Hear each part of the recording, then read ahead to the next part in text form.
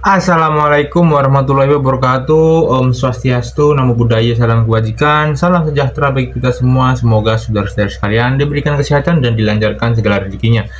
Baik, saudara-saudari kalian, kembali lagi bersama kami di channel Rizky Muhtadin. Sebelum lanjut, dimohonkan untuk saudara-saudara sekalian jangan lupa untuk menekan tombol like, subscribe, dan komen, serta dibantu untuk share-nya dalam mendukung keberlanjutan dari channel Rizky Muhtadin. Terima kasih atas perhatiannya dan dukungannya. Silahkan lanjutan dan simak berita berikut ini.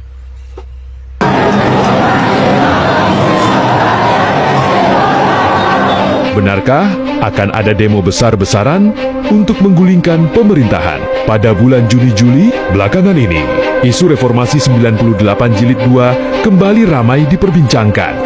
Dan 98 jilid 2 akan terjadi tidak lama lagi. Demonya akan ramai dan mungkin terjadi pergantian kekuasaan.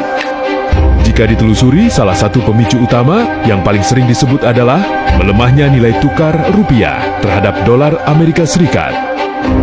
Bagi sebagian masyarakat, melemahnya Rp1 bukan sekadar angka di layar perdagangan mata uang. Nilai dolar yang terus menguat dianggap dapat berdampak pada harga barang impor, biaya produksi, hingga daya beli masyarakat. Karena itulah, isu ekonomi menjadi perhatian utama. Dalam berbagai diskusi yang berkembang belakangan ini, situasi semakin menarik setelah muncul aksi mahasiswa yang memberikan ultimatum kepada pemerintah terkait kondisi ekonomi dan penguatan rupiah. Dari sinilah berbagai spekulasi mulai bermunculan. Sebagian pihak meyakini bahwa apabila kondisi ekonomi tidak menunjukkan perbaikan, keresahan yang ada saat ini berkembang menjadi gelombang protes yang lebih besar. Di media sosial, banyak yang mengaitkan kondisi sekarang dengan sejarah. Reformasi ke 1998, saat itu krisis ekonomi dan jatuhnya nilai rupiah menjadi salah satu faktor yang memicu gelombang demonstrasi besar di berbagai daerah. Kemiripan inilah yang kemudian membuat istilah Reformasi 98 Jilid 2 kembali mencuat. Narasi yang berkembang menyebut bahwa persoalan ekonomi seringkali menjadi titik temu berbagai kelompok masyarakat ketika keresahan mengenai harga kebutuhan, lapangan kerja, dan kondisi ekonomi dirasakan oleh banyak kalangan secara bersamaan. Potensi lahirnya gerakan yang lebih besar pun mulai menjadi bahan perbincangan.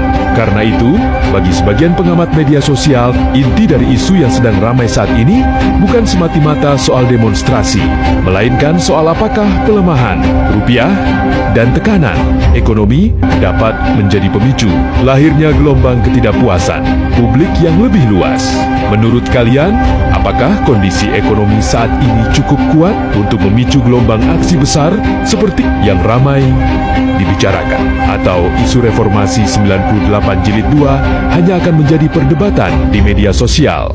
Presiden Prabowo lagi menabuh genderang perang Ya wajar juga sih, karena ruang geraknya nggak selonggar dulu lagi. Di saat ruang gerak para pemain lama makin sempit, tiba-tiba muncul gerakan dengan slogan besar, Reformasi Jilid 2. Katanya digerakkan oleh akademisi, katanya oleh mahasiswa, katanya oleh aktivis pro-demokrasi, katanya demi rakyat. Tapi pertanyaannya, kepentingan siapa yang sebenarnya sedang dibawa? Apakah ini murni kritik yang lahir dari idealisme dan kegelisahan publik, atau justru serangan balasan dari pihak-pihak yang merasa terganggu karena sumber keuntungan mereka mulai diputus? Apalagi sekarang pemerintah juga memperketat tata kelola ekspor komoditas strategis seperti sawit dan batu bara. Kalau ruang bermain makin sempit, kira-kira ada yang panik nggak? Karena gini guys, kalau ada kelompok yang selama ini menikmati keuntungan dari sebuah celah, lalu celah itu ditutup, jangan heran kalau bakal ada perlawanan. Dan perlawanan itu nggak selalu datang lewat gugatan hukum, nggak selalu juga lewat lobi-lobi di belakang layar. Kadang datang lewat narasi, kadang lewat opini yang terus diulang, kadang lewat isu yang sengaja digoreng, dan kadang muncul dalam bentuk kegaduhan politik.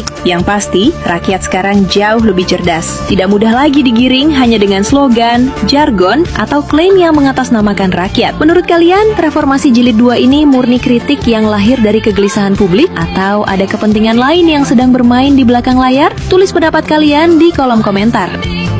Pak Prabowo bisa lengser dalam 18 hari ke depan jika mengabaikan ancaman serius ini. Peringatan mantan Wakil Menteri Ketenagakerjaan Noel tentang potensi gejolak politik besar seperti reformasi 98 tidak bisa diremehkan. Baru-baru ini telah resmi muncul ultimatum yang bisa menggemparkan satu Indonesia. Jumat kemarin, sekelompok massa perwakilan Badan Eksekutif Mahasiswa seluruh Indonesia menggelar aksi karangan bunga duka cita bertuliskan RIP Rupiah Sekarat sebagai bentuk kekecewaan terhadap pemerintah yang dinilai tutup mata terhadap kondisi ekonomi nasional yang kian berdarah. Mereka menilai kebijakan fiskal berjalan tanpa hasil nyata, sementara Presiden dianggap terlalu bersikeras mempertahankan program-program unggulannya meski menuai banyak kritik. Namun di balik simbol duka tersebut, tujuan utama sebenarnya bukanlah menyampaikan protes, tapi memberikan surat terbuka untuk pemerintah berisi ancaman yang tidak bisa diremehkan. Jika dalam waktu 18 hari ke depan rupiah tidak bisa diselamatkan, para mahasiswa ini mengancam akan menggelar demonstrasi besar bertajuk Reformasi Jilid 2 yang bisa mengancam stabilitas pemerintahan Pak Prabowo.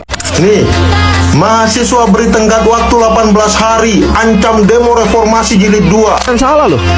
Banyak orang tidak mikir. Orang apa itu mahasiswa tuh yang ngajak naik ke mau demo segala macam. Nanti tanggal 18 katanya. Iya. Saya tidak percaya kalau itu mahasiswa. Oke. Mahasiswa asli mahasiswa nggak akan berpikir seperti itu tanpa ada provokator. Selalu ada provokator. Iya kan? Oke. Mikir dia gini. Oke lah, presiden kita ini jelek. Turunin wakilnya, lu nggak suka turunin. Terus siapa yang memimpin? Terus siapa yang mau PLT penggantinya siapa? Lu pikir kalau presiden turunin nggak perlu biaya lagi pemilu? Nanti kalau seandainya presiden tanpa pemilu nanti dibilang nepotisme lagi. Ya, terus gantiin tuh yang paling suka kowar-kowar tuh, yang paling merasa hebat itu, suruh jadi presiden, turunin Pak Purbaya, suruh dia jadi menteri. Saya kasih tenggat waktu 3 bulan. Berani nggak berjanji depan masyarakat Indonesia kalau dia yang memimpin rupiah 15.000? Kita balik. Fair tuh. Bagi sebagian dari kita, tahun 1998 adalah lembaran sejarah di buku sekolah, sebuah catatan tentang pergerakan besar. Namun, bagi mereka yang menjalaninya, 98 adalah memori tentang kecemasan, tentang toko-toko yang terpaksa tutup, asap hitam yang menyelimuti langit kota, dan rasa tidak aman yang mencekam di dalam rumah sendiri. Hari ini, narasi tentang reformasi jilid 2 kembali digulirkan. Kritik terhadap kebijakan negara adalah tanda demokrasi yang sehat. Namun, merindukan atau memicu kembali kekacauan seperti masa lalu adalah kekeliruan besar. Di era digital saat ini, ketidakstabilan sedikit saja bisa langsung meruntuhkan jutaan lapangan kerja, menghentikan roda UMKM, dan memundurkan bangsa ini puluhan tahun ke belakang. Kita tidak lagi hidup di era yang menyumbat suara. Memperbaiki bangsa tidak harus dengan meruntuhkan rumah tempat kita tinggal. Menyuarakan perubahan bisa dilakukan dengan akal sehat dan kara yang beradab. Jangan biarkan masa depan anak cucu kita terbakar oleh amarah yang tidak terukur. Meruntuhkan itu mudah, namun membangun kembali membutuhkan keringat dan waktu yang panjang. Sejarah telah mengajarkan kita betapa mahalnya sebuah perpecahan. Jangan biarkan amarah hari ini membakar apa yang telah kita bangun bersama dengan hati. Ayo kita jaga Indonesia yang damai. Baik, saudara-saudara kalian, itu dia berita informasi yang dapat kami sampaikan. Sekali lagi dibuatkan untuk saudara-saudara sekalian. Jangan lupa untuk menekan tombol like, subscribe, dan komen, serta dibantu untuk share-nya dalam mendukung keberlanjutan dari channel Rizky Muhtadin. Terima kasih telah menonton, terima kasih atas perhatiannya, dan terima kasih atas dukungannya. Dan nantikan berita informasi terpanas selanjutnya, dan terima kasih.